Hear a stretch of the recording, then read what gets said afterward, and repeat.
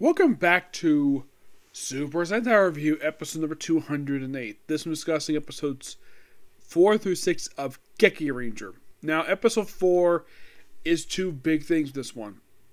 Number one, we actually had the full introduction of the 5 Venoms. Yep. 5 Rishi warriors. Excuse me. Where they pretty much show up in this episode. And the 5 warriors are basically called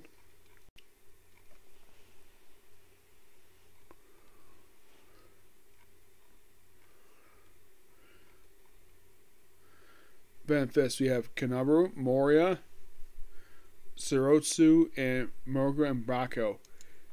The first one they encounter, well, these guys did technically show up at the end of episode 3. Yes, but the first one they actually have a fight with, it's not that one.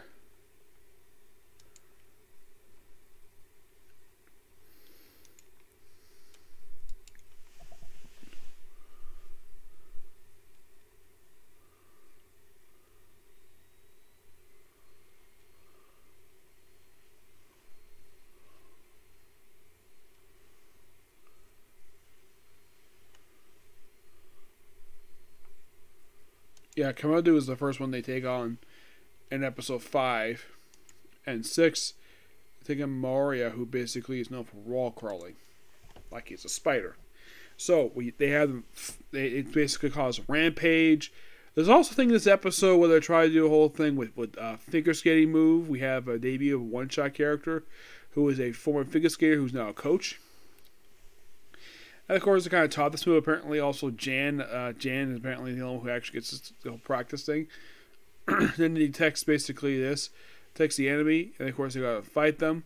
Do 2 of them. Of course, they transport the force, and he texts what he calls Super Zawa, and it's Leo, and the cat does know him. Here's the thing: apparently, he knew the Geki Blue as well. Because the former students. Because he's a former student of his. Because he followed a different way. And of course, also, Geki Red gets poisoned. So they have to basically go giant size. And of course, the other 2 get infected with the poison. And of course, to get the antidote. And it's called Venom Game. And Leo's like, and of course, he texts basically something really big with him because of his extreme chi. This episode is also the debut of Leo's armored form that he would occasionally sport a good chunk of the series per se. Not every single episode per se. But if you're curious, like, how many episodes does he sport this particular form? You might ask. Now, this is the most common look for him, is that, of course, his look, yes, would pop up in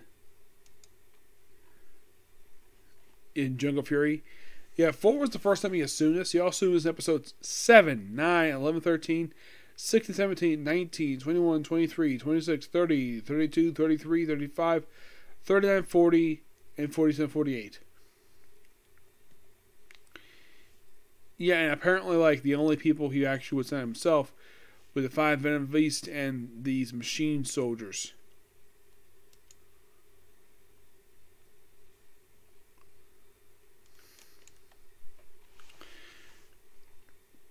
So, they meet him, of course, they kind of, this is the entire bad guy function?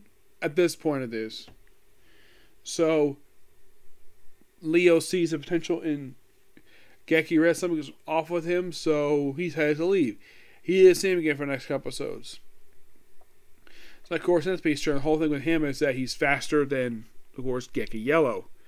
And they try at first, he loses, and of course, also, he wears this paper bag. He wears this leather bag on his head.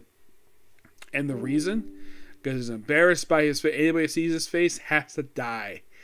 Because it's sent to be a monster. Do I remember this guy from Jungle Fury? It's been a long time since I've seen Jungle Fury, so I don't really remember him very well. I don't remember the monster fair. I do remember the characters pretty well. Now, you might be curious, though, that Jared occasionally, in Jungle Fury, when he was visited by Da Shi, did he go to this particular form of the series? Yes, he did, several times. I don't know if it was as much as Leo, but basically the same bout.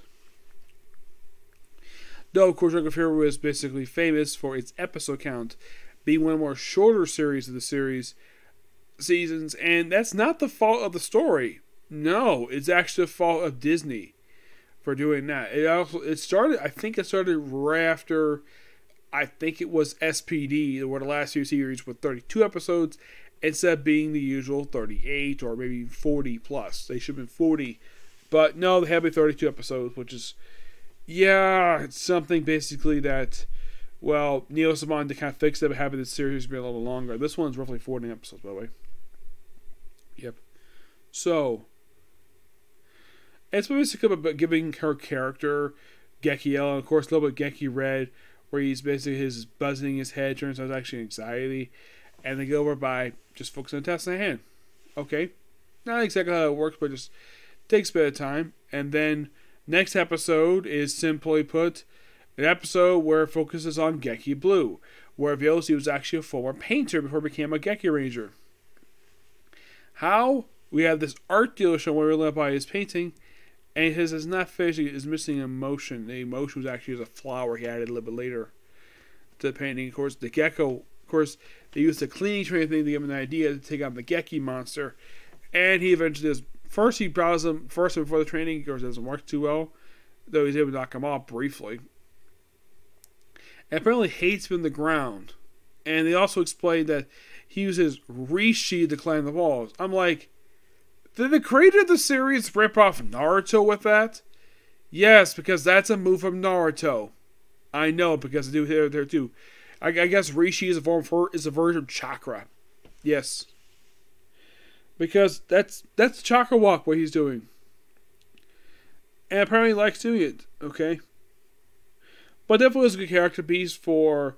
Yeah, 5 and 6 just character pieces for Geki Yellow, Geki Blue, because we're not getting much... Because, well, we get a little bit of development for them. Apparently, Geki Yellow revealed in episode 5 she quit at first. But eventually, as long as she goes second hand, it's perfectly fine. Geki Blue revealed the reason why he joined up. At first, he just really wanted to revenge his brother's death. But he's like... And of course, and the cat's like, I don't take students who look for revenge. He's like... Not exactly, no. It's kind of the reason, but the actual reason is to receive the same emotions he did when he was a student. It's implying the fact that his brother might be dead, but given the fact what's going to happen later on with the Geki Purple, that's going to be quite interesting. I'll get to him, don't worry. Let's see, anything else? No, not really. Though I do think that in the case of 4, that's a good bit. It's not exactly like 5 and 6. You can think of these like these two like standalone episodes. 4 is a good basically important series key episode. Not just introducing 5 new monsters, but also the first confrontation main villain. Well, you think is main villain of the series, but we'll get to that later. Okay, so that's episode of you. Next episode is going to be Comic Corner. And then it's going to be on to My Hero Academia. And I should point out that we'll be reviewing One Piece today, but it won't be for the anime, just the manga. That'll be coming after a Comic Corner, okay? Next video. Bye.